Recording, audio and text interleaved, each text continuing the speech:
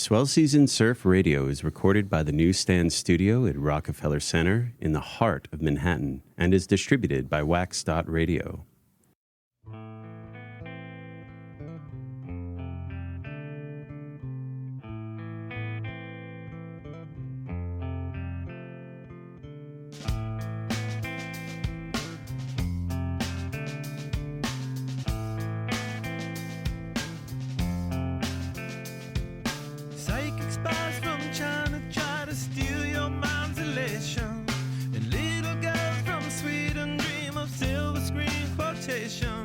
And if you want these kind of dreams, it's Californication.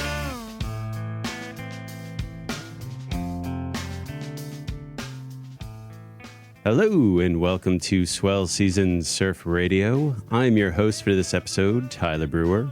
Our guest is writer, journalist, author, editor, podcaster, publisher, and business owner who has been working in the action sports media and communications since the mid-1990s. He was the editor of Whitelines Snowboarding Magazine until 2005, when he started his own marketing agency, All Conditions Media. He is based in Brighton, UK, and the host of the popular action sports podcast, Looking Sideways. He recently published a book with good friend and extremely talented photographer, Owen Tozer, where they went on a California pilgrimage, visiting the people and places that loom large in their side-stance upbringings, such as Herbie Fletcher, Jamie Thomas, Cori Schumacher, Jamie Brisick, Circe Wallace, Taylor Knox, and more. Our guest is none other than Matt Barr. How's your pie, guy? Welcome to the show. Wow, that sounded like you were describing somebody else. It was like, it's like, wow, that's actually me, right? Okay, yeah, like nice to see you, man. How you doing?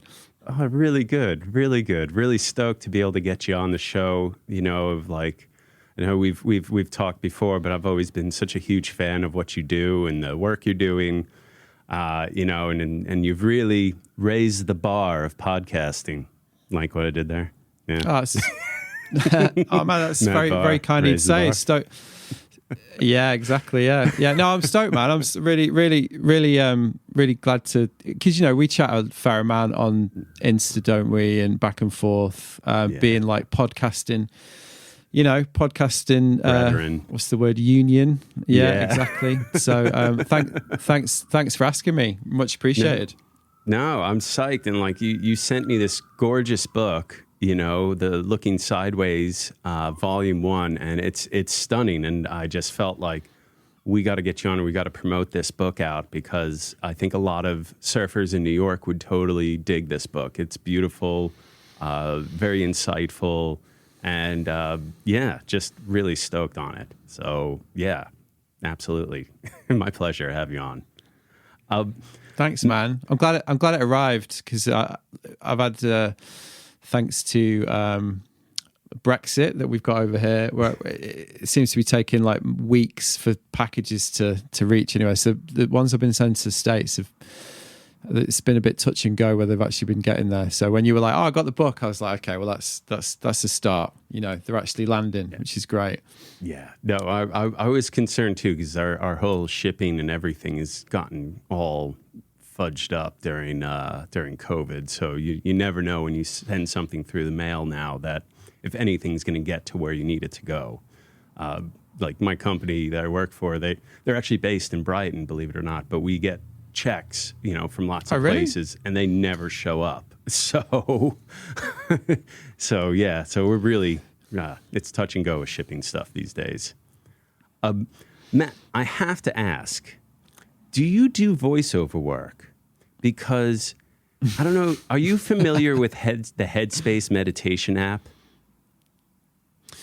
I am, and it's not the first time this has been mentioned, I must say. Your voice is exactly the same as the person who's on the Headspace app. I was just listening, and I'm like, God, these really soothing sounds that come out of your mouth. Like...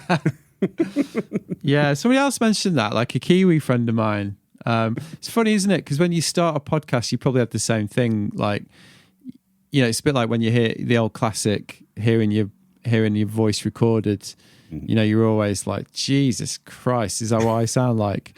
I think that's just like a universal human experience, isn't it? So when I first started doing Looking Sideways, because I've got like a lot of vocal tics as well, and I was quite paranoid about that. So it was pretty funny when, you know, then started getting comments of people were like, your voice is very soothing. I was like, all right, didn't expect that. Well, I mean, Better than annoying, I suppose. Well, I get it too, because I mean, well, we all hate hearing ourselves. Well, actually, I love hearing myself, I guess. But you know, but I know what you mean. Like at first, you're like, oh, you know, you kind of cringe a little bit when you first hear your voice, but after a while, you kind of become immune to it, I think, and. You know, you still listen and you hear the things you can improve, the tics, the words that you repetitively say. Sometimes I've become very conscious of the fact that I provide my own laugh track for the show. So, you know, so I mean, trying to slow that down, but I can't. I just like to have a nervous laugh. Yeah, well, I guess.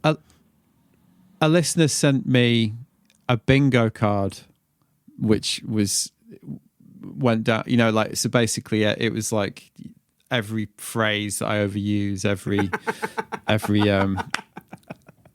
someone actually sent me that, yeah, which is pretty funny. And because obviously, you know, I've nearly done 200 of these now, so yeah, even the way I formulate questions gets quite repetitive, I think, and I'm lucky enough to have a lot of fairly like diehard fans of the podcast, so I put that bingo card thing on Instagram, and yeah, it certainly got a lot of, well, people added more, let's put it that way. Most popular post on your Insta, huh?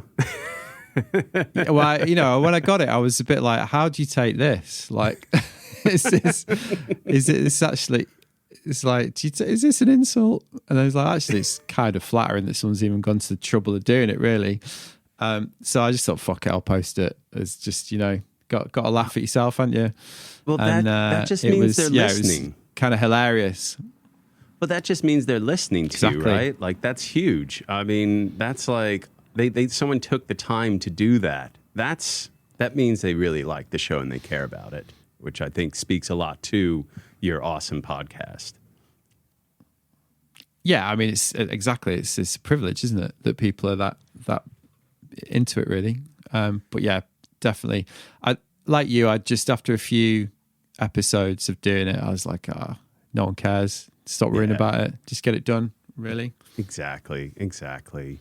So, I was, you know, and in my research for this episode, you know, I feel like you and I, our experiences of the action sports, and for me, surfing particularly, was not that dissimilar. Like I think growing up in New York, it gave me an outsider perspective on the surf and action sports world, as I think you did too, growing up in the UK. And like you had to almost form your own culture around there, or you had to, as you wrote, kind of like you had to kind of glean from like all the magazines and videos, like little things to pick up and study too, because it wasn't around you so much. Would that be fair to say? Yeah, I think when I was growing up, I'm 45 now, so I started skating when I was 14 in 1990, and there was a British skate culture for sure. Yeah, you know, we had a couple of magazines, and even then, you know, I remember getting those mags, and even then, like Tom Penny, Jeff Rowley, you know, were around as kids. Yeah, but it was all pointed west. It was all, you know, like the videos, the progression was all, you know, not that I realized this at the time, because you just like skating and then later snowboarding. I mean, surfing came for me much later. Yeah. So you don't, I didn't even really think of it as like a very California centric thing. It was just like, that's where it was. So if you wanted to immerse yourself in it, that's where you found it. So yeah, I think there was quite an unquestioning adherence to whatever messaging was coming out of California, really, you know. Well, I felt which like... definitely... Oh, go on, sorry.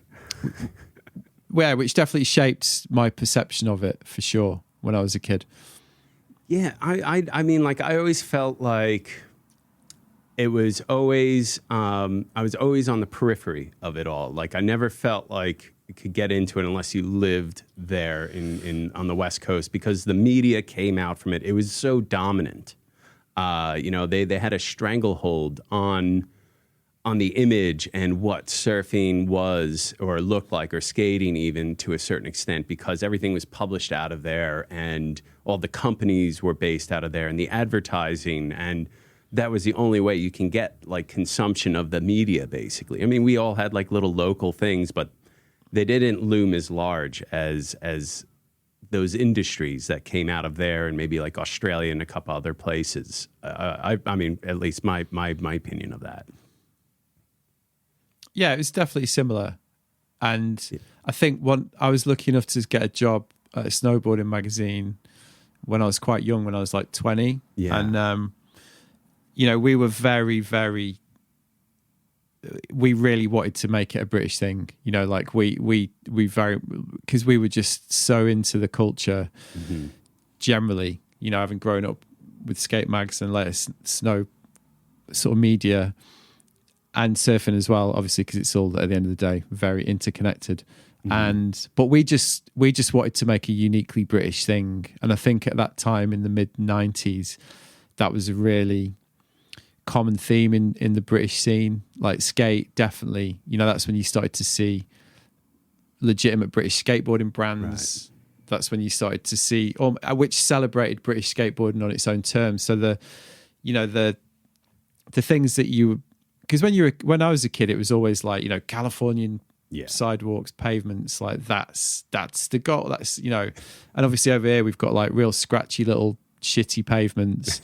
It rains a lot. Two ingredients that don't make for a great skate, but later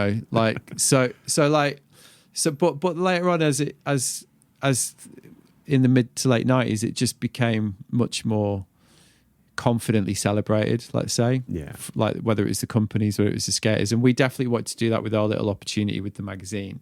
We certainly like featured what was going on in the wider global scene and in the California and American scene. But, we just wanted to celebrate what was unique about our little British corner of that, which I guess is also something I've tried to do subsequently, really. Plant a bit of a flag and say like what we do is as legitimate as everybody else. Well, I feel like over the last, 20 years particularly, there's been a great democratization of the action sports world, and lots of, with the affordability of doing a podcast or publishing even, or a website, or, any, or video, it's now affordable for everyone to upload their version or their interpretation of these sports into, the global culture. And over that time, I think it's interesting that you've seen like the surf industry, particularly, because that's my kind of angle, I guess. Like you've seen a steady decline of its influence over the culture. And, you've seen the magazines disappear. And now you kind of see like a lot of places all over, all over the world. Basically, they're putting their own spin on it and they're putting their own interpretation on it. Would you say that's kind of fair? Like, I mean, it's kind of interesting to see like that the influence of surfing or these sports, like you're seeing locally grown in other parts of the world, and they're having just as much influence on the culture as a whole. Yeah, I think that's fair. I think that's definitely fair. I do think that California still occupies a unique position, which is sort of what the book that we did that you mentioned is about. And I think if you're not from California, which is obviously like a huge percent of people that participate in these cultures now, I think there's definitely a tension that comes with that. There's almost like a paying tribute / try to break away from that sort of hegemony, if you like, but I think you're right. I think that's been a really positive thing, definitely. Obviously you got like Australia, South Africa, Hawaii that have I mean, Hawaii's even